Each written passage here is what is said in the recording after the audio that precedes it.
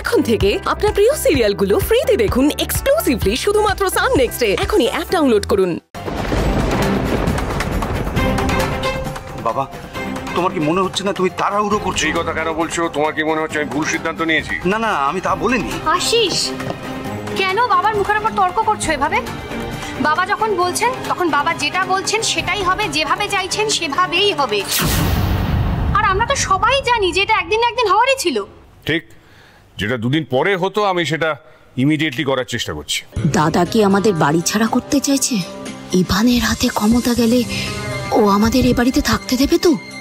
আচ্ছা মামা, এর পেছনে কি কোনো বিশেষ কারণ আছে? হ্যাঁ, বিশেষ কারণে বিশেষ কারণ আছে। আর সেই কারণটা কি শুনতে চাও? তিতলি, আবার মুখের উপরে কথা বলছো। উনি যখন কোনো কিছু ডিসাইড করেছেন নিশ্চয়ই ভেবে চিন্তে করেছেন। না কিংসুক, তোমার স্ত্রী যখন এটা জানতে চেয়েছে তখন আমাকে বলতেই হবে। কেন জানি না, আমার মনে হচ্ছে যে আমি আর বেশি দিন থাকবো না। তাই আমার অবর্তমানে আমার পরিবার যাতে ভেঙে না যায় সেই জন্য আমার এই সিদ্ধান্ত। এটা কি এনাফ কারণ নয়? বাবা, আপনি কেন এভাবে কথা বলছেন? আপনার শরীর যথেষ্ট সুস্থ সবল, আপনি প্লিজ এভাবে কথা বলবেন না। আর তাছাড়া আপনি এ বাড়ির কর্তা, আপনি যা ডিসিশন নেবেন সেটাই হবে। না, সেটা হবে না। মা যেটা চান সেটাই হবে। মা, বলো তোমার কি সিদ্ধান্ত?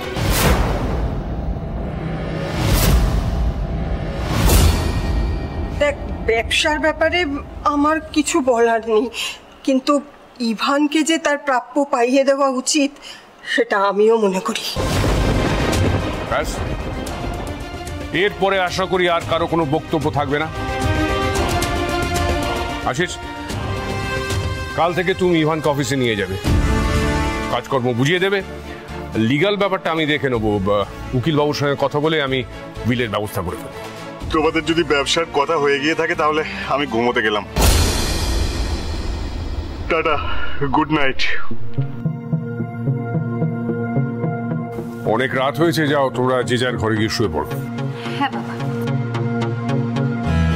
মা, তুমিও যাও।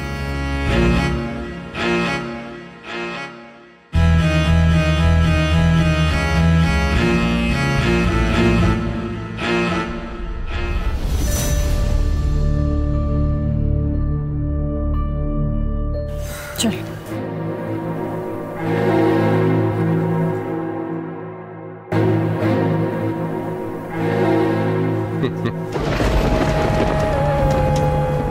ইভানকে যে আমি সান্যাল বংশের উত্তরাধিকারী হিসেবে স্বীকার করে নিয়েছি, আশা করি কোর্টে সেটা প্রমাণ করতে অসুবিধা হবে না। আর একবার কোর্ট যদি ইভানকে ক্লিন চিট দেয় তাহলে মাধুরী ব্যানার্জির ওই কোটি কোটি টাকা ইভান মারফত ঢুকবে অলোকেশ সান্যালের অ্যাকাউন্টে। একেই বলে মস্ত স্ট্রোক।